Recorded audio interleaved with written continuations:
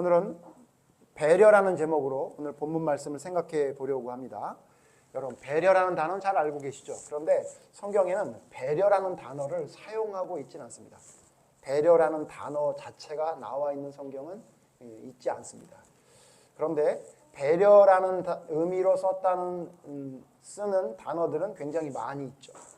그래서 오늘은 성경에서 배려라고 분명하게 워딩으로 나오진 않지만 배려의 의미로 쓴 한 단어를 통해 가지고 진정한 배려가 무엇인지, 또한 오늘 말씀에 있는 예수님의 모습을 통해 성경에서 말하는 진정한 배려는 무엇인지 좀 생각해보는 시간을 가지려고 합니다. 여러분 어떻습니까? 여러분은 좀 배려가 있는 분입니까? 아니면 배려가 별로 없는 분입니까? 이렇게 물어보면 나는 배려를 못하는 사람이에요 라고 말하는 사람이 거의 없습니다. 거의 없습니다. 어때요? 사모님 되게 배려 많이 하십니까? 어때요? 어때요? 우리 태준이 어떻게 배려 많이 합니까? 어때요? 우리 이욱 집사님 배려 많이 하고 사십니까? 물어보면 다 웃으시면서 대답을 안 하지만 이렇게는 말하지 않습니다. 저는 전혀 배려하지 않고 살아요. 이렇게 말하는 사람 없죠. 그렇죠. 어떻게 배려를 안 하고 이기적으로 자기를 위해서만 살겠습니까마는, 근데 여러분이 하고 있는 배려가 성경에서 말하고 있는 배려와 비교해 보신 적 있습니까? 그래서 내 배려가 성경에서 말하는 배려에 비하면 정말 아무것도 아니구나 라는 생각을 가지면서 진짜 나의 삶에 배려하는 삶을 살아야 되겠다고 여러분 다짐해 보신 적이 있으십니까? 있으시면 오늘 설교 안 들으셔도 되고요. 없으시다면 귀를 기울여 잘 들으십시오. 성경에서 말하는 배려가 무엇인지 살펴봅시다. 먼저 배려라는 단어를 사전적인 의미를 찾아봤더니 이렇게 말하고 있더라고요. 타인을 도와주거나 보살펴 주려고 마음을 쓰는 것, 이렇게 얘기해요. 맞죠? 여러분 그런 의미를 알고 계시죠? 그러니까 타인을 도와주거나 보살펴 주려고 마음을 쓰는 것, 혹은 행동으로 옮기는 것을 배려라고 이야기할 수 있죠. 그런데 아까 서두에 말씀드린 대로 성경엔 배려라는 단어를 사용하고 있지 않아요. 의미적으로 배려라는 의미를 쓰는 단어는 많이 있는데, 제가 오늘 단어 하나를 여러분과 좀 생각해 보려고 하는 단어가 있는데, 헬라어에 메림나라는 단어가 있습니다. 메림나라는 헬라어 단어가 있는데, 이 단어는 보통 뭐로 번역이 되냐면 염려, 걱정, 근심으로 번역이 됩니다. 그런데 신기한 건, 이 단어는 되게 신기한 게 뭐냐면, 보통 여러분 염려, 걱정, 근심 그러면 긍정적인 의미입니까? 부정적인 의미입니까? 부정적인 의미죠. 보통 부정적인 의미로 걱정한다, 염려한다, 근심한다 이렇게 사용해요. 예를 들어 마태복음 6장 25절에 너희는 아무것도 염려하지 말라. 무엇을 먹을까? 무엇을 마실까? 무엇을 입을까? 걱정하지 마라, 염려하지 말라고 할 때 이 메림나를 쓴 겁니다. 그러니까 거기 긍정적인 의미입니까? 부정적인 의미입니까? 부정적인 의미죠. 너희 왜 그 쓸데없는 걱정하니?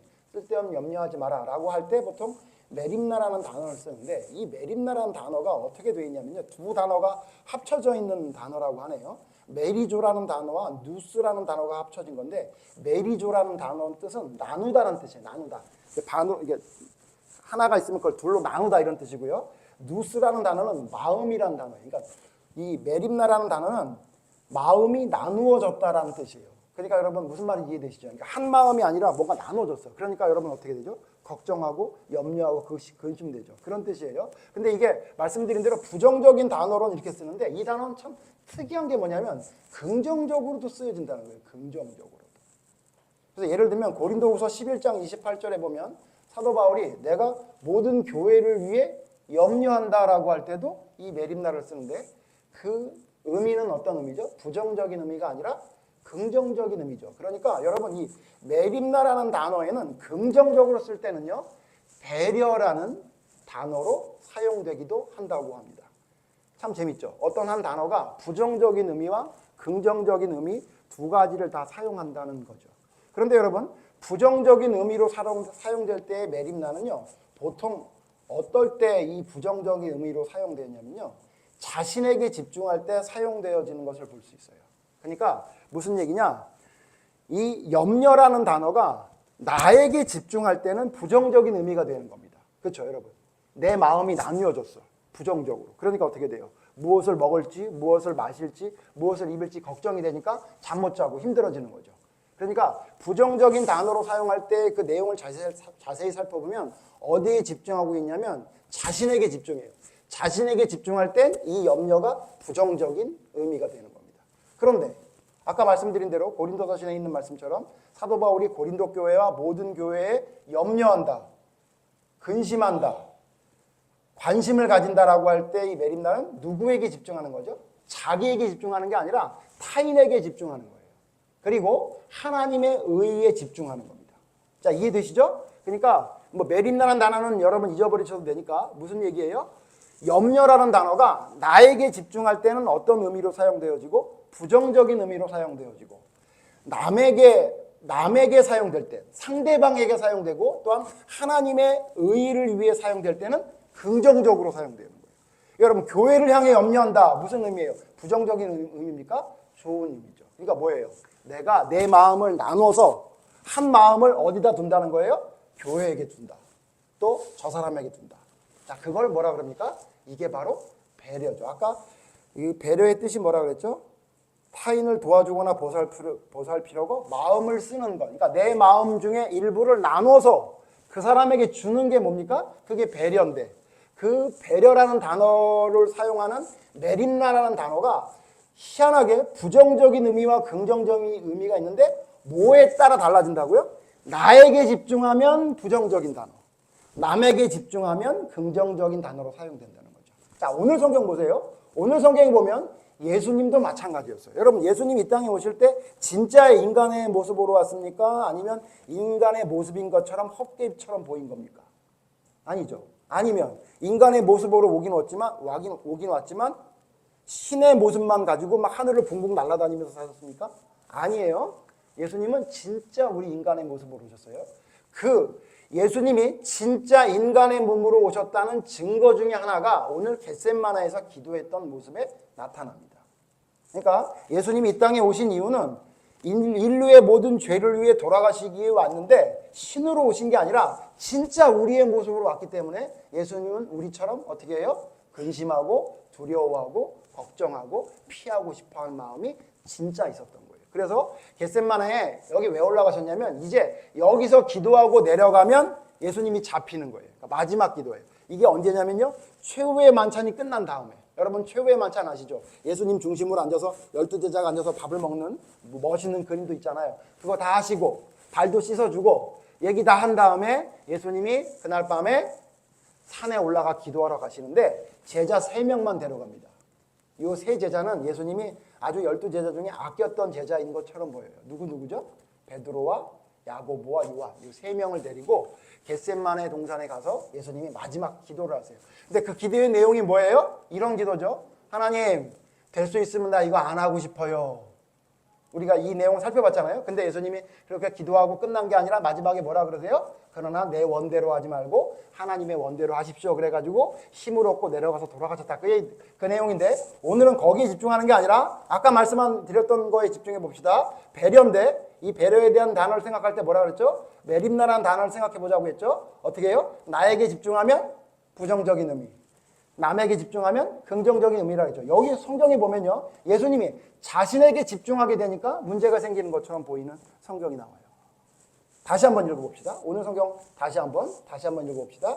32절 보죠. 32절 제가 읽습니다. 여러분 눈으로 따라오십시오. 그들이 겟셋마네라는 곳에 이름에 예수께서 제자들에게 이르시되 내가 기도할 동안 너희는 여기 앉아 있으라 하시고 자 먼저 여러분 무슨 단어에 기억을 해보시냐면요. 내가예요. 내가 예수님이 지금 자기에게 집중하고 있어요. 내가 기도할 테니까 너희는 여기 앉아 있으라. 그래요. 그리고는 어떻게 얘기하냐면요. 33절 보세요. 베드로와 야고보와 요한을 데리시고 가실 때 심히 놀라시며 슬퍼하사. 왜 그러죠? 예수님이 이제 조금 있으면 돌아가실 것을 아셨기 때문에 그것 때문에 심히 놀라고 슬퍼하셨대요. 그리고는 34절에 이렇게 말해요. 34절 같이 읽어보죠. 시작. 말씀하시되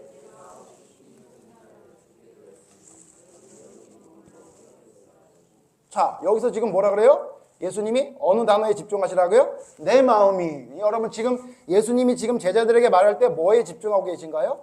본인 자신에게 집중하고 있어요. 내 마음이 죽게 됐대요. 지금. 그러니까 어떻게 돼요? 염려, 메림나 나오죠? 부정적인 메림나가 나오는 걸로 보여요. 염려, 걱정, 근심하게 돼요. 자신에게 집중하게 되니까. 그렇죠? 그렇게 집중합니다. 그랬더니 여러분 어떻게 돼요? 37절 보세요.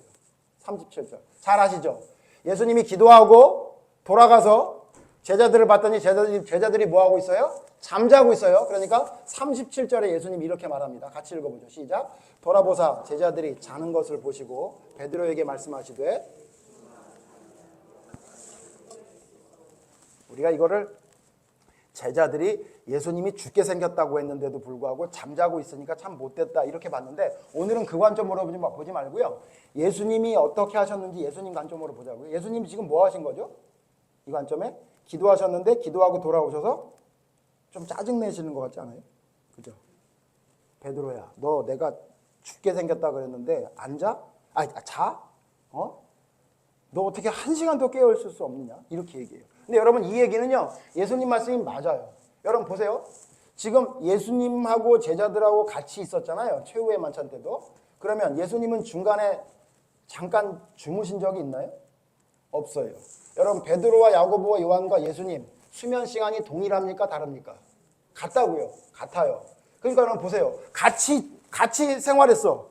근데 너 여기서 잠깐 내가 죽게 생겼으니까 기도 좀 해라. 그러고서 올라갔다 내려왔더니 자고 있어. 그러면 어떻게 되죠? 서운하죠. 짜증나죠. 예? 제 아내가 저보고 나 저기 설거지하고 할 테니까 빨래 좀 개 그랬는데, 제가 빨래 개다가 빨래도 안 개고 소파에서 자고 있다고 생각해 보세요. 짜증이 나요, 안 나요? 짜증나. 그거가 똑같은 거예요. 짜증 났어요. 지금 예수님이 짜증 났어요. 그래서 어떻게 1시간도 깨어 있을 수 없더냐? 그렇게 얘기해요. 자, 보세요. 오늘 관점을 뭘로 보려고 하는 거죠? 자신에게 집중할 때 어떻게 나타나는지 좀 보려고 하는 거잖아요. 예수님이 자신에게 집중해요. 그러니까 어떻게 돼요? 말이 짜증스러운 말이 나와요. 맞아요, 아니에요? 맞죠. 자, 이거 뭐죠? 배려하고 있습니까? 아니면 자신에게 집중하고 있습니까? 자신에게 집중하고 있는 염려, 근심. 그게 예수님에게도 나타난 거예요. 이해되십니까? 자, 그런데 여러분, 아까 제가 뭐라 그랬죠? 메립나라는 말이 뭐라고 얘기했냐면 부정적으로만 사용되지 않고 긍정적으로 사용된다 그랬죠? 자, 그럼 긍정적으로 사용할 땐 누구에게 집중한다고요? 나에게 집중하지 않는다고요. 자, 예수님이 자신에게 집중하지 않는 게 금방 나타나요. 금방 나타나요. 보세요. 38절 보세요. 38절 뒷부분에 보면요. 시험에 들지 않게 깨어있어 기도하라. 그리고 뭐냐? 마음에는 원이로되 육신이 약하도다. 예수님이 보니까 답답하긴 한데 가만히 보니까 이 제자들이 너무 피곤해 보여요. 그래서 네가 마음은 원이 있지, 마음은 나랑 같이 있고 싶은데 육신이 약해서 그러는구나. 자, 예수님이 자신에게 집중했던 모습이 갑자기 누구에게로 넘어가요? 상대방에게로 넘어가요. 그랬더니 말이 어떻게 돼요? 너 마음은 원하지, 근데 육신이 약해서 그런 거지. 이렇게 말씀하신 거예요. 제가 아까 말씀드렸지만 이게 자기에게 집중하면 이 말이 어떻게 되죠? 마음으로 원하면 뭐하니? 행동이 안 되는데. 여러분 이런 얘기 안 들어보셨나요? 저는 많이 듣는데. 네가 마음으로 아무리 좋아한다 그러면 뭐해? 행동으로 나타나지 않는데. 이렇게 얘기하죠. 이거 뭐에 집중하는 얘기죠? 자기에게 집중하니까 그렇게 말이 나온 거예요. 근데 그 똑같은 상황인데 이거를 자기에게 집중하지 않고 남에게 집중하니까 예수님 뭐라 그래요? 마음은 원인데 육신이 약해서 그런 거지. 이게 배려예요. 그러니까 어떻게 되냐면 부정적이었던 염려와 걱정과 근심이 긍정적으로 바뀌는 거예요. 어떻게 바뀌는 거죠? 그 중심이 상대방에게로 가게 되니까. 그래서 여러분 어떻게 되냐면 보세요. 예수님이 달라져요. 40절 보세요. 40절 같이 읽죠. 시작. 다시 오사 보신즉 그들이 자니 이는 그들의 눈이 심히 피곤함이라. 그들이 예수께 무엇으로 대답할 줄을 알지 못함. 아이고, 제자들이 말을 했는데도 불구하고 또 와서 보니까 또 자고 있어. 그러니까 예수님이 보니까 얘네들이 지쳤어. 그걸 알았어요. 그러니까 그 다음에 뭐라고 해요? 안 해요? 안 해요. 41절 세 번째 오사 그들에게 이르시되 이제는 자고 쉬라. 그만 되었다. 됐어. 괜찮아. 어쩔 수 없지 너희들. 벌써 말투가 달라지셨죠. 때가 왔도다 보라 인자가 죄인의 손에 팔리느니라. 그러고 제자들을 데리고 깨워서 어떻게 해요? 예수님이 팔려가려고 밑으로 내려가세요. 여러분 이 말씀을 통해 제가 깨닫게 된 게 뭐냐면요. 아하, 진정한 배려라는 건 뭐냐? 나에게 집중하지 않는 거예요.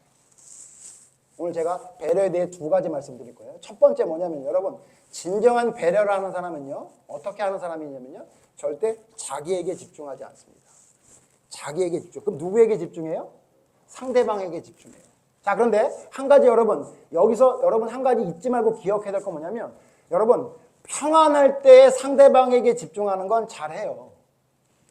그건 못하는 사람은 이제 병원 가보셔야 되는 거예요. 예? 평안할 때 아무 문제 없어. 집안에 아무 문제가 없고 상대방의 관계에 아무 문제 없어. 근데 상대방을 배려하지 않는다? 여러분, 그런 사람이면 옆에 있으면 여러분 힘들어져요. 어떻게? 은비야, 준혁이가 평안할 때 잘 배려해줘? 그건 당연한 거예요. 만약에 평안할 때도 막 이상한 짓을 하면 빨리 어떻게든지 정리를 해야 돼요. 그게. 네? 근데 여러분, 여기서 말하는 배려 뭐죠? 나에게 집중하지 않는 건 평안할 때 얘기하는 게 아니고, 예수님 지금 어떤 상황이에요? 평안한 상황이에요? 아니죠. 예수님 앞에서 뭐라 그랬죠? 심지어 내가 죽게 생겼다. 너무 힘들어서 예수님이 견딜 수 없는 상황이었는데 예수님이 자기에게 집중했던 모습이 갑자기 어떻게 변해요? 제자들에게 집중하니까 제자들이 이해가 되죠. 자, 그래서 여러분, 배려란 건 뭐냐면요. 첫 번째 완성하면 이거예요. 위기의 상황에도 나에게 집중하지 않는 게 배려예요. 가끔 저는 배려한다는 사람들을 봐요. 근데 그 사람의 배려가 성경적인 배려가 아닌 것은 뭐냐면요. 위기의 상황, 힘든 상황이 되면 배려하지 않더라고요. 평상시엔 배려를 잘하다가 조금 어려운 상황이 되면 당장 돌아서요. 여러분, 그걸 배려라고 하지 않습니다. 성경에서 말하는 배려는 그게 아닙니다. 배려는, 진짜 배려는 뭐냐면요. 위기의 상황에도 나에게 집중하지 않는 거예요. 그러니까 그냥 나에게 집중하지 않는 게 아니라, 그 평상시엔 당연히 그래야 되는 건데, 그게 아니라 위기의 상황에서도 나에게 집중하지 않고 상대방에게 집중하는 게 성경에서 말하는 진짜 배려입니다. 예를 들면 구약의 아브라함 같은 사람이에요. 여러분, 아브라함과 롯이 창세기 여러분 13장에 보면 문제가 생기죠. 위기의 상황이 생겨요. 어떤 위기가 생기죠? 아브라함의 종들과 롯의 종들이 싸웠어요. 왜 싸웠냐면 소유가 너무 많아져가지고 가축을 치는데 서로 먼저 하겠다고 분쟁이 생긴 거예요. 뭐 예를 들면 꼴을 먹이는데도 불구하고 여기 우리가 먼저 왔어. 우리가 먹을 거야. 막 이렇게 싸운 거죠. 물을 먹일 때도 야, 물 우리가 먼저 먹어야 돼. 뭐 이런 식으로 티격태격 싸웠겠죠. 자, 위기 상황이 생겼어요. 자, 여러분, 이 위기의 상황에 두 사람이 어떻게 행동하는지가 성경에 나오죠. 창세기 13장에 보면 어떻게 행동하죠? 아브라함은, 우리 지금 오늘 생각하는 말씀을 생각해 봅시다. 아브라함은 누구에게 집중합니까? 롯에게 집중해요. 롯에게. 그래서 롯에게 뭐라고 얘기해요? 롯, 우리 헤어져야 되는데 지금 상황이 너무 안 좋으니까 우리 서로 헤어져야 돼. 그러니까 뭐라고 얘기합니까? 네가 우하면 내가 좌하고 네가 좌하면 내가 우하겠다. 그러니까 네가 가는 반대쪽으로 내가 갈 테니 네가 먼저 선택해라, 이렇게 얘기해요. 누구에게 집중한 거죠? 이 위기의 상황에 아브라함은 조카 롯에게 집중한 거예요. 그런데 롯은 누구에게 집중합니까? 롯은 자기에게 집중합니다. 그 얘기를 들었으면 어떻게 돼요? 롯이 아브라함에게 집중했으면 뭐라고 얘기해야 돼요? 아이고 삼촌, 무슨 얘기예요? 제가 조카인데 삼촌이 먼저 선택하세요. 나이가 적어도 제가 한 살이라도 적은 튼튼한 제가 험한 길을 가야죠. 걱정하지 마시고 삼촌 길을 가세요. 그러면 제가 반대 길을 가겠습니다. 이렇게 얘기하지 않고 삼촌의 그 얘기를 듣고 롯이 어떻게 해요? 덥석 어떻게 해요? 쳐다보더니 어느 땅이 좋아요? 소알 땅. 거기가 너무 좋더래요. 심지어 무슨 땅 같더래요? 에덴 동산 같이 좋아 보이더래요. 그래서 그 땅을 삼촌에게 줍니까? 아니요. 삼촌, 나 소알 쪽으로 갈게요. 그래요. 여러분, 결국 그래서 롯이 소돔성까지 들어간 거잖아요. 자, 보세요. 롯은 누구에게 집중해요? 자기에게 집중해요. 자기가 보기 좋은 거 선택한 거예요. 지금 이 롯의 눈에는 삼촌의 이야기는, 삼촌은 눈에 보이지도 않아요. 그리고 무슨 얘기만 들리냐면 네가 선택해라, 네가 선택해라, 네가 선택해라. 땡큐, 땡큐 베르마치, 이런 거예요. 보세요, 여러분.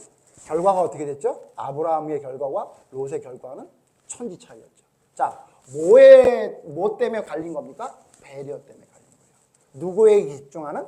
나에게 집중하지 않고 상대방에게 집중하는 그 배려가 결국 아브라함에게 축복이 됐던 것을 성경은 말하고 있습니다.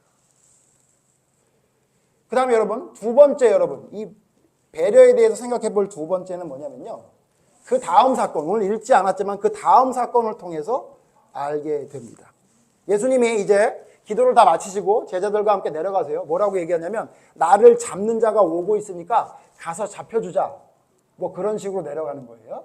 그리고는 여러분 만나죠. 여러분 나를 잡으러 오는 자가 누굽니까? 가룟 유다가 끌고 왔던 그 군사들, 군병들이에요. 사람들이에요. 그들을 데리고 가룟 유다가 데려온 사람들, 그 사람들을 데리고 와서 군병은 아니죠. 죄송해요. 사람들을 데리고 와서 결국 어떻게 돼요? 끌고 가죠. 자, 그런데 여러분 그때의 모습을 보면 예수님이 어떤지를 알 수 있어요. 마태복음 찾아보세요. 마태복음. 오늘 성경 조금 넘어가면 마태복음에 보면 마태복음 26장에 보면요. 마태복음 26장에 보면 예수님이 잡히는 모습을 설명한 말씀이 나오는데 여기서 배려가 어떤 속성을 가지고 있는 두 번째 속성이 나오게 되는데요. 먼저 52절 보세요. 51절 제가 읽습니다. 51절부터 보죠. 51절 제가 읽을 테니까 눈으로 따라오세요. 마태복음 26장 51절 예수와 함께 있던 자 중에 하나가 손을 펴 칼을 빼어 대제사장의 종을 쳐 그 귀를 떨어뜨리니 여기 지금 이 대제사장의 종의 귀를 떨어뜨린 사람이 누굽니까? 이게 베드로예요. 베드로. 아까 졸았던 베드로가 예수님을 잡으러 온다는 걸 보고선 갑자기 칼을 빼가지고 그 잡으러 온 사람의 귀를 잘라버려요. 귀를 잘라버려요. 이 사람 이름이 뭐죠? 잘 아시죠? 말고라는 사람이 귀를 잘라버려요. 그러니까 예수님이 잘했다. 나를 잡으러 오는데 제자가 가만히 있으면 안 되지. 그러지 않으셨죠. 그리고 뭐라 그러냐면 52절에 이렇게 얘기해요. 이에 예수께서 이르시되 내 칼을 도로 칼집에 꽂으라. 칼을 가지는 자는 다 칼로 망하느니라. 지금 예수님을 잡으러 오는 상황에 베드로가 칼로 그들을 막아서려고 하는데 예수님 뭐라 하냐면 하지 말라는 거예요. 그리고 뭐라 그러냐면요. 칼로 흥한 자 칼로 망한다 그러고 뭐라고 말씀하시냐면 이건 마태복음에만 있는 말씀이죠. 53절 같이 읽어요. 시작. 너는 내가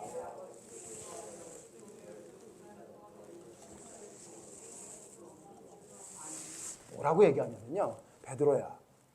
너 칼로 그 사람의 귀를 뱄어? 여러분 귀도 이게 다시 돌려 붙여주시잖아요. 그래서 뭐라고 얘기하시냐면 베드로야 내가 지금 명하기만 하면 12군단이 되는 여러분 한 군단이 몇 명입니까? 어마어마한데 12군단 지금 천사들이 12군단이 내려와서 싹 쓸어버릴 수도 있어. 근데 무슨 얘기예요? 근데 예수님이 그렇게 안 하신다는 거예요. 여러분 배려라는 게 뭐냐면요. 이 예수님의 배려가 여기서 분명하게 나타나는 겁니다. 여러분 배려의 두 번째가 뭐냐면요. 제가 오늘 말씀드리고자 하는 두 번째 배려의 속성이 뭐냐면요. 나의 권리를 다 쓰지 않는 거예요. 나의 권리를 다 쓰지 않는 거예요. 배려라는 건 뭐냐면요. 나에게 집중하지 않고 남에게 집중하는 거고요. 그 다음 뭐냐면 나에게 충분히 있는 권리를 다 쓰지 않는 것을 배려라고 해요. 근데 여기도 여러분, 여기도 앞에 한 줄이 더 있어야 돼요. 어떤 상황이에요? 여러분, 평안한 상황에 자기의 권리를 다 쓰지 않는 거, 그거야 멋있죠. 뭐 예를 들면 여러분 드라마나 영화 같은 데 보면은 호텔이나 무슨 백화점의 사장이야, 자기가. 젊은 사장이야. 근데 막 지나가다가 어떤 사람하고 딱 부딪혔는데 그 사람이 아우 누가 날 힘들게 하냐고 막 그냥 내가 여기 VIP인데 너 누군데 막 이렇게 나한테 뭐라 그러냐고 막 하면은 어떻게 해요? 그 사장이 딱 보면서 씩 웃으면서 아이고 죄송합니다. 제가 뭘 해드릴까요? 막 그러잖아요. 나중에 알고 보니까 누구였냐면 사장님이었다. 뭐 이런 거 있죠. 여러분 그건 누가 못해요. 평안할 땐 다 하지. 근데 여러분 성경에서 말하는 진짜 배려, 진짜 남을 위해 희생하는 어떤 배려심은 뭐냐면요. 그냥 자기의 권리를 나의 권리를 다 쓰지 않는 게 아니라 앞에 뭐가 있어야 돼요? 위기의 상황에도 나의 권리를 다 쓰지 않는 거예요. 예수님 지금 어떤 상황이에요? 자기를 잡으러 왔다고요. 자기를 잡으러 왔다고. 자기를 잡으러 왔는데 자기를 잡으러 온 상황에 자기의 권리를 쓰지 않아. 지금 내가 힘만 한마디 말만 하면 저것도 다 쓸어버릴 수 있는데 안 쓸어버리는 거야. 왜 안 쓸어버리는 거예요? 이유가 뭐예요? 내가 죽어야 너희가 구원받을 수 있으니 나의 권리를 다 쓰지 않고 나는 나의 사명에 집중하겠다라고 해서 예수님이 자기의 권리를 다 쓰지 않아요. 여러분 이 말씀 말고요. 똑같은 말씀이 요한복음에 있는데 요한복음에 있는 말씀을 보면요. 더 가슴 아파요. 심지어 자기를 잡으러 오려고 하는데 밤이 어두워서 못 찾으니까 예수님이 요한복음에 보면 뭐 어떻게 하는지 아세요? 자기가 여기 있다고 알려줘요. 여기. 나 잡으러 왔지? 이렇게 자기 자신을 가룟 유다에게 보여주세요. 뭐라고 얘기하면서? 친구여, 친구여. 그래. 자기를 팔려고 오는 가룟 유다에게 친구여, 날 찾으러 왔니? 라고 얘기를 한다고요. 그 위기의 상황에도 배려한 거죠. 그리고 심지어 뭐라 그러는지 아세요? 요한복음에 보면 뭐라고 말하냐면요. 요한복음 18장 8절에 보면 예수님이 잡히시면서 뭐라고 얘기하냐면 내가 잡혀줄 터이니 내가 잡혀줬으니 내가 잡혀서 너희 일 따라갈 것이니 내 제자들은 놔주는 게 어떻겠냐 이렇게 얘기해요. 지금 예수님이 잡혀서 끌려가는 상황에도 예수님은 누구에게 집중하고 있어요? 자기의 권리를 사용하지 않을 뿐만 아니라 딜을 해요. 뭐라고 해요? 내 제자들은 보내줘. 내 제자들은 보내줘. 나만 잡혀가면 되잖아. 왜냐면요. 요한복음 보면 우리 이 공간복음에 보면 아무 일도 없는 것 같았는데요. 예수님을 잡으러 오려고 했던 사람들이 갑자기요. 지진 같은 게 일어났는지 땅바닥에 다 주저앉아요. 그러니까 얼마나 놀랐을까요? 그죠? 그러니까 예수님이 어떻게 하냐면 내가 잡혀갈 테니까 이 제자들은 좀 놔주는 게 어때? 그래서 여러분 그 제자들 놔준 거예요.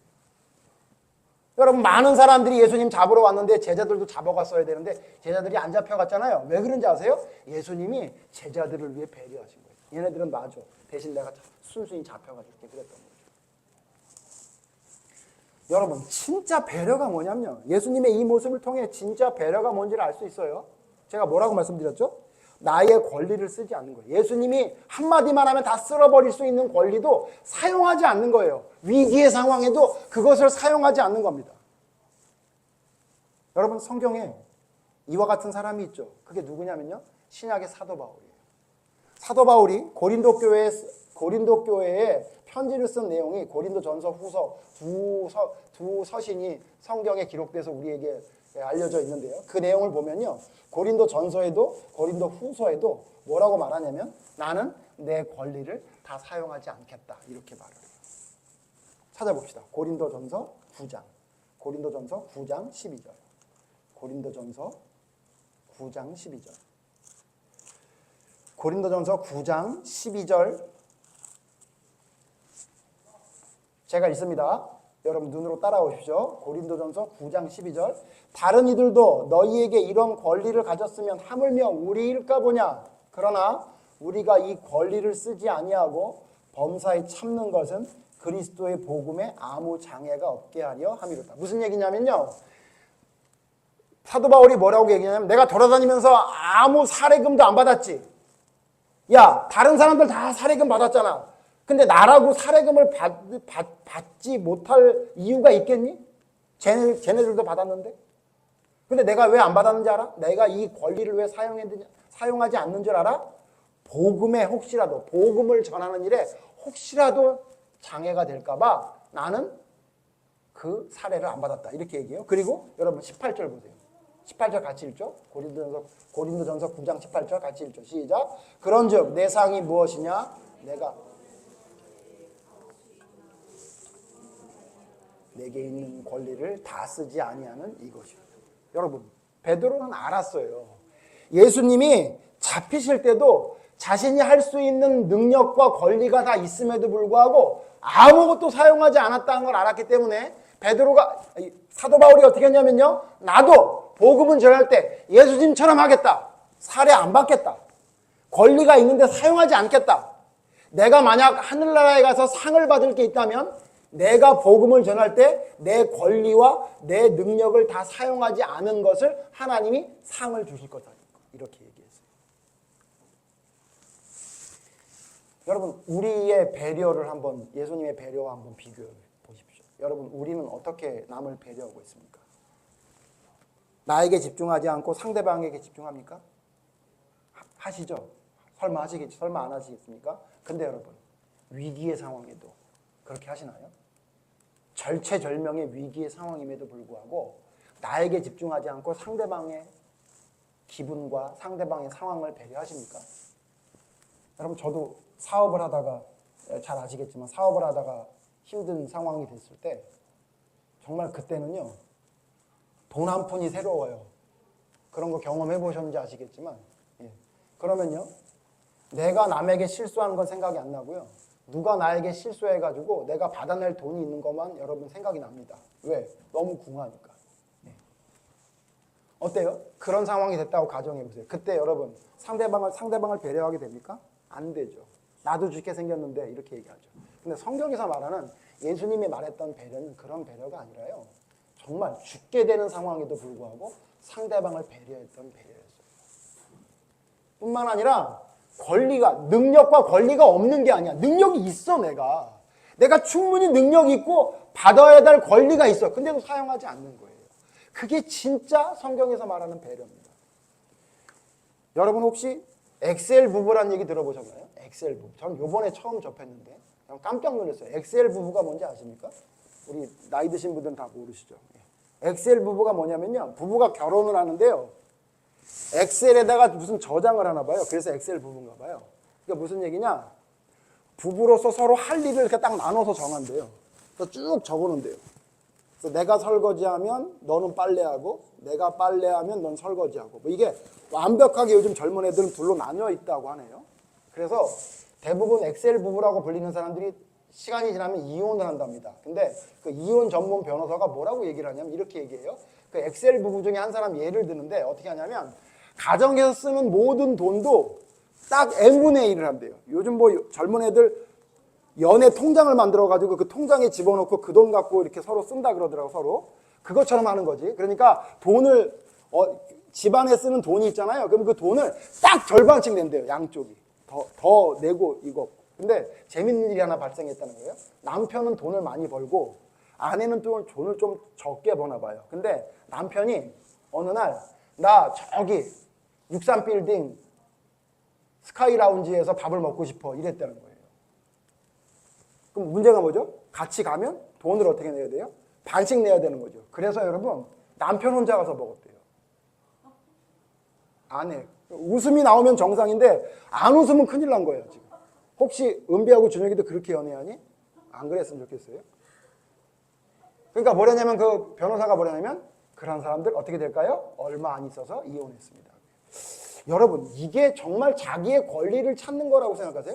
그게 무슨 놈의 사랑이에요. 그게. 여러분 그게 상대방을 배려하는 겁니까?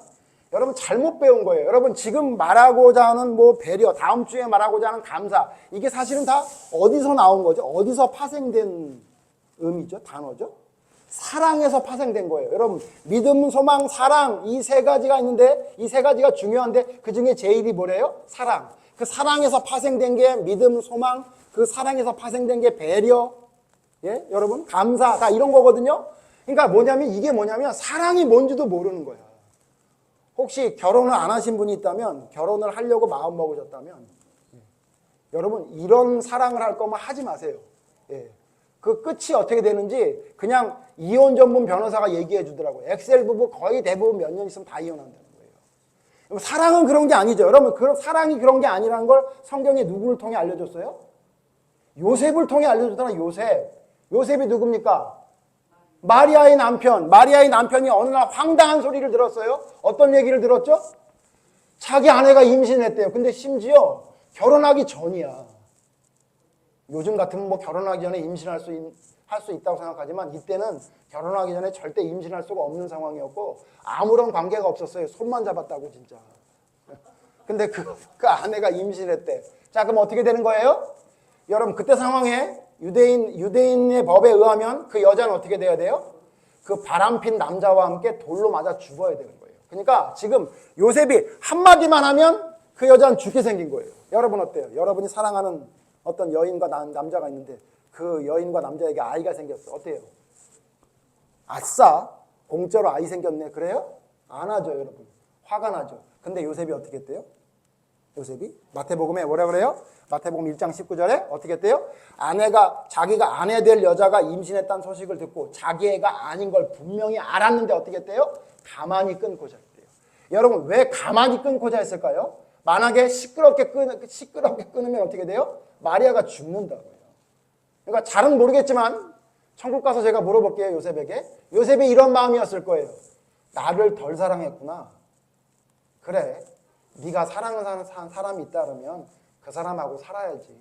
내가 물러나 줄게 이랬던 거예요. 여러분 이거 진짜 그냥 순애보가 아니라 이때 당시엔요, 이게 보통 사람이 아닌 거예요. 그럴 수가 없는 거예요. 자기가 말 한마디만 하면 바로 복수할 수 있는 거예요. 지금이야 말 한마디 해도 복수가 안 되죠, 별로. 그죠? 간통법까지 없어져가지고. 근데 여러분 이때 당시에는요, 말 한마디만 하면 당장 복수가 되는 거예요. 죽여버릴 수 있는 거예요. 근데 여러분 요셉이 어떻게 해요? 진짜 마리아를 사랑하는 거예요. 진짜 성경에서 말하는 진짜 사랑. 그 정도 사랑을 했으니까 예수님의 육신의 아버지의 이름을 달 수 있었던 거예요. 여러분 이게 사랑이잖아요. 이게 어떻게 한 거죠? 자기를 먼저 생각하지 않고 남을 생각해요. 마리아를 생각해요. 자기가 할 수 있는 권리를 쓰지 않아요. 그게 사랑이라고. 그게 진짜 사랑이라고. 근데 엑셀 부부? 여러분 요즘 애들 사랑하고 뭐 이렇게 연애하는 거 보면요, 유치하기 짝이 없어요. 제가 볼 땐 그래요. 물론 그들은 굉장히 현명한 줄 알지 몰라요. 그런데 여러분 사랑은 그게 아니라요, 내 걸 다 주는 거예요. 내 미천이 다 드러나서 내가 죽을 수밖에 없는 상황에도 죽어주는 거야. 그게 여러분 사랑이라고. 예수님이 그렇게 사랑하셨잖아요. 그래서 여러분 다른 종교에서 말하는 사랑과 기독교의 사랑은 차원이 달라요. 그들도 사랑을 이야기하죠. 근데 뭐라고 얘기하는지 아세요? 여러분에게 도움이 안 되는 사람은 옆에 두지 마세요. 그렇게 얘기해요. 누가? 그 유명한 스님이 그러시더라고요. 근데 기독교는 뭐라 그래요? 여러분 성경에서 말하는 용서와 사랑과 여러분 배려는 뭐예요? 그가 너를 죽이려고 해도 죽어줘라, 그거예요. 그래서 여러분 우리 기독교의 사랑은 차원이 다른 거라고. 근데 여러분의 배려는 어때요? 여러분의 사랑은 어때요? 그래요? 그 성경에서 배운 대로 그렇게 사랑하고 그렇게 남을 배려하고 살고 있어요? 나에게 집중하자고 남에게 집중해요? 내가 쓸 수 있는 능력과 권리를 사용하지 않고 그를 위해 포기하고 있어요? 그게 성경에서 말하는 배려고 그게 사랑이라고요. 근데 여러분 기독교인들의 배려와 사랑을 보면요, 점점 그냥 타종교의 배려와 타종교의 사랑이 되고 있고, 심지어 그만도 못하고 있는데도 불구하고 문제점이 뭔지를 발견하지 못하는 걸 보게 돼요. 여러분 배려가 사랑의 시작입니다. 누가 그랬죠, 여러분? 구약 성경에 이 아주 아름다운 사랑 이야기. 우리 애들 요즘 보면 자꾸 웹툰 보면서 막 사랑을 배우는데, 여러분 웹툰에 있는 사랑은 다 그거 거짓말이고 말도 안 되는 거예요. 성경을 보라고. 성경에 아주 아름다운 사랑 이야기가 뭐가 나와요? 베레를 통해 사랑이 이루어진 사람 누구죠? 룻과 보아스. 룻은 어떤 여자였어요? 쫄딱 망해서 거지가 된 집의 며느리였어요. 근데 믿음 하나 보고 시어머니를 따라왔던 룻이라는 여자가 있었어요. 근데 그 동네에 누가 있었어요? 부자 보아스가 있었어요. 근데 보아스가 어떻게 해요? 그 여인을 위해 배려합니다. 어떤 배려를 해요? 너무 알콩달콩하지 않아요? 여러분 아시잖아요. 어떻게 해요? 종들을 불러다가 너 저 여자한테 뭐라고 말하지 마. 마음대로 움직이게 둬. 그리고 물도 니네가 먹는 음식 물 다 먹게 허락해라. 이렇게 얘기해요. 그러니까 원래 종들은 항상 그 주인에게 그 얘기만 듣는 사람인데, 완장이 한번 찾을 때가 있어. 언제냐면 추수하고 난 다음에 떨어진 거 주스러 오는 가난한 사람한테는 아줌마 거기 가면 안 돼. 그만해. 이렇게 얘기하는 재미가 있었는데 그거 못하게 한 거예요. 너 룻에게는 하지 마. 그리고 심지어 뭐라고 시켜요? 야, 곡식을 슬쩍 떨어뜨려. 사랑이 이루어졌어요? 안 이루어졌어요? 이루어졌죠. 진짜 사랑은 뭐냐면, 성경에서 말하는 진짜 사랑은 뭐냐면요, 내가 할 수 있는 권리와 능력을 다 사용하지 않는 거예요. 그리고 상대방에게 맞춰주는 거야. 그게 진짜 배려고 사랑인데, 요즘 그런 사랑하면 뭐라 그래요? 무슨 조선시대의 사랑이냐 그러고, 무슨 말도 안 된다 그러고, 그렇게 하면 남에게 속는다 그러는데, 여러분 사랑이 뭔지 아세요? 제가 대학교 1학년 때 철학 교수가 사랑이란 무엇인지 정의해봐라 그렇게 얘기하는데 막 이런저런 얘기해요. 그때 제가 뭐라고 얘기했냐면요, 제가 기억이 나요. 오학주 형제, 사랑이 뭡니까? 사랑은 속는 겁니다. 그것도 철저히 속는 게 사랑입니다. 이렇게 얘기했더니 다른 애들은 막 그게 뭐야 막 이러는데, 교수님 뭐라냐면 신박한데 생각해 볼 게 있어요. 굉장히 철학적인데 그렇게 얘기하시더라고요. 저는요 지금도 그렇게 생각해요. 여러분 사랑은 뭔지 아세요? 철저히 속는 겁니다. 근데 그냥 속는 게 아니야. 대충 속는 게 아니라 철저히 속는 거야. 어떻게 속는 거예요? 저 사람이 나를 이 세상에서 제일 예쁘대. 그거 거짓말이에요, 여러분. 근데 어떻게 해요? 그걸 철저히 속는 거예요. 진짜 사랑한다고. 그리고 말하는 사람도 뭐래요? 어떻게 생각하는 거예요? 내 여자가 제일 예쁘지 않아, 사실은. 눈이 돌아가는 여자가 있어. 근데 이 여자가 제일 예쁘다고 생각하는 거예요. 여러분, 그게 사랑이에요. 그렇지 않아요? 예? 제가 속는다는 표현이 좀 부정적인 표현이라 사용해서 여러분 불편한 사람이 있을지 모르겠는데, 여러분, 그게 사랑이라고. 철저하게 내가 가지고 있는 생각이 깨지는 게, 여러분, 그게 진짜 성경에서 말하는 제대로 된 개념이라고요. 근데 우리는 너무 우리가 남아있어. 남을 배려해도 내가 남아있고요. 남을 사랑해도 내가 남아있고요. 여러분, 성경에서 말하는 배려, 성경에서 말하는 사랑, 성경에서 말하는 믿음은 그런 게 아니에요. 여러분의 배려를 한번 돌아보세요. 여러분 배려하면 삽니까? 서두에도 말씀드렸지만, 예배드리기 전에도 말씀했지만, 여러분 믿는 사람은요, 믿지 않는 사람이 깜짝 놀랄 만한 일들을 하는 사람이에요. 믿지 않은 사람이 하지 못할 사랑을 하는 거예요. 깜짝 놀래요. 자기 딸을 죽인 자를 용서한대요. 사랑한대요. 깜짝 놀라는 거예요. 자기 아들을 2명을 죽인 놈을 자기 아들로 삼는데, 양아들로 삼는데요. 여러분, 우리나라에 있는 목사님이 진짜 했던 일이잖아요. 깜짝 놀라는 거예요. 남이 하지 못하는 배려를 해요. 도대체 저걸 어떻게 한 거야? 너는 어떻게 사는데 왜 나한테 이걸 하는 거야? 라는 얘기를 들을 수 있는 게 믿음의 사람이어야 돼요. 여러분, 그게 안 되면 흉내라도 내는 거예요. 흉내라도 내는 거라고. 그런데 여러분, 우리는 너무 타협을 잘해요. 세상과 타협을 얼마나 잘하는지 몰라요. 그렇게 어떻게 살아? 그런 사람이 어디 있어? 그런 사람은 성경에만 있지. 이러면서 성경에서 말하는 본래의 개념을 자꾸 내가 재해석해서 내가 지금 하고 있는 게 성경에서 말하는 것과 문제가 없다고 자기를 합리화하는데 너무 집중하는 사람들이 교회 안에 너무 많다, 이겁니다. 여러분은 어떠세요? 여러분은 진짜 그런 배려와 믿음과 사랑을 하고 있습니까? 여러분, 성령의 9가지 열매 아시죠? 성령의 9가지 열매 중에 이 배려라고 볼 수 있는 게 2가지가 있어요. 하나는 자비, 그 다음에 양선이에요. 자비, 양선의 뜻이 뭐냐면요, 극률한 마음으로 타인에게 친절을 베푸는 것. 보세요. 지금 관점이 어디가 있는 거예요? 내가 아니라 남에게가 있어요. 자비. 그게 뭐라고요? 그게 배려죠. 그 다음에 양선이라는 게 뭐냐면요, 대가를 바라지 않고 선한 마음으로 이웃을 사랑하는 것. 그게 양선이에요. 뜻이 그래요. 그럼 뭐예요, 그게? 지금 중심이 나에게 있는 게 아니라 상대방에게 있는 거죠. 내 권리를 사용하는 게 아니라 상대방의 권리를 높여주는 것. 그게 여러분, 성령을 받은 자, 진짜 믿음을 가진 사람의 배려하는 모습이라고, 자비와 양선이란 2가지를 통해 성령의 9가지 열매 중에 2가지가 남을 배려하는 게 성령을 받은 사람, 믿는다는 사람이라고, 믿음을 가진 사람이라고 성경에 말하고 있다는 겁니다. 여러분, 많이 배려하고 계시죠? 부모님도 배려하시고, 자녀도 배려하고, 동료도 배려하고, 친구도 배려하고, 그리고 여러분, 저도 배려해주고 계시잖아요. 이렇게 한심한 설교를 매주 듣고 있으니 여러분 얼마나 감사한지 모릅니다. 그러나 저도 여러분 많이 배려하고 있습니다. 그렇게 말해도 변하지 않는 여러분을 계속 배려하고 있습니다. 그러나 여러분, 지금 우리가 하고 있던 이 배려 정도로 하나님의 말씀을 순종하고 있는 배려를 하고 있다고 생각하면 안 됩니다. 이게 시작이 돼서, 이게 밑거름이 돼서 발전해 나가야 됩니다. 누구에게까지 자라가라고요? 그리스도에게까지 자라갈 수 있는 사람이 되어야 됩니다. 그래서 예수님이, 마지막 성경입니다, 예수님이 우리에게 이런 말씀을 주셨다고 하죠. 사도행전 20장 35절. 사도행전 20장 35절에 사도 바울이 복음서 진에 없는 예수님이 하셨던 말씀을 언급한 게 나와요. 사도행전 20장 35절. 다 같이 읽고 마칩니다. 제가 설명 조금만 하고 마치죠. 사도행전 20장 35절. 시작. 범사에 여러분에게 모본을 보여준 바와 같이 수고하여 약한 사람들을 돕고, 또 주 예수께서 친히 말씀하신 바 주는 것이 받는 것보다 복이 있다 하심을 기억해야.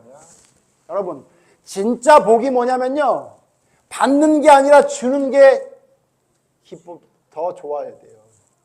사도 바울이 뭐라고 그래요? 범사에 여러분에게 모범을 보였대요. 사도 바울이 뭐라고요? 내가 수고하고 약한 사람을 도와줬던 거 여러분 알죠? 그 왜 그런지 아세요? 예수님이 말씀하셨어요. 뭐라고 말했대요? 받는 것보다 주는 것이 더 복되다고 하신 말씀을 기억해서 살아라라고 했다고 바울이 말했던 것처럼 여러분 우리 이전에 어떻게 살았는지가 중요하지 않습니다. 예? 지난주까지 어제까지 어떻게 살았는지 중요하지 않아요?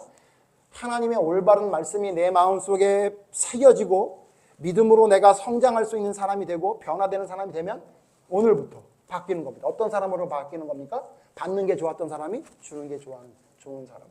나에게 집중했던 사람이 남에게 집중하는 사람으로. 내 권리를 다 사용하지 않으면 잠을 못 자는 그런 나의 모습이었던 사람이 내 권리를 사용하지 않는 게 행복하고 기쁜 사람으로 바뀌는 그런 여러분 제가 되기를 바랍니다. 진정한 배려. 예수님이 했던 그 위기의 상황에서도 제자들을 생각하고 그 위기의 상황에서도 자기의 능력과 권리를 사용하지 않으면서 끝까지 십자가에 달려 돌아가실 때까지 우리를 위해 배려하고 사랑하고 용서하셨던 그 희생을 기억하면서 우리도 그 길을 따라가는 그 배려를 따라가는 그 사랑을 따라가는 믿음의 사람들이 모두 되기를 간절히 바랍니다. 오늘 말씀 생각하시면서 잠깐 같이 기도해 보실까요? 하나님, 내가 배려한다고 했는데 하나님, 왜 그리도 나는 이기적인 모습에서 변화되지 못하고 있는지, 하나님 말씀대로 순종해야 된다는 걸 알면서도 왜 이렇게 실천하는 게 어려운지, 하나님 나로 하여금 부정적인 메림나가 아니라 긍정적인 메림나로 변화될 수 있는 놀라운 하나님의 능력의 배려가 있는 사람이 되게 해달라고 여러분 잠시 같이 한번 기도합시다. 하나님, 우리는 왜 이렇게 이기적인 모습에서 벗어나지 못하고 있는지, 왜 이렇게 하나님 나 중심적인 사고에서 벗어나지 못하고 있는지, 하나님 그런데 문제는 나 중심적인 사고에서 벗어나지 않고 있으면서도 나의 믿음에는 문제가 없다고 생각하는 그 위험한 생각들입니다.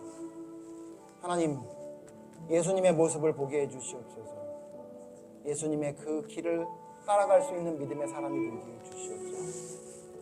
내 생각의 중심대로 살아가는 자가 아닌 하나님의 명령을 순종하기 위해 이 땅에 오셔서 모든 생애의 모든 행동들을 주님의 뜻에 맞췄던 예수님의 그 모습을 닮아가는, 쫓아가는 믿음의 사람이 될 수 있도록 하나님 인도해 주시옵소서. 주님의 말씀을 알면서도 순종하지 못했던 나의 모습을 돌아보게 해 주시옵소서. 나의 말로써 주님을 십자가에 못 박았던 나의 잘못됨을 생각나게 해 주시옵소서. 나의 잘못된 행동들을 통해 하나님의 영광을 가리웠던 것들을 생각나게 하심으로 하나님 앞에 온전한 믿음을 바로 세울 수 있는 우리의 믿음의 삶을 살아가는 저희가 될 수 있도록 하나님 인도해 주시옵소서.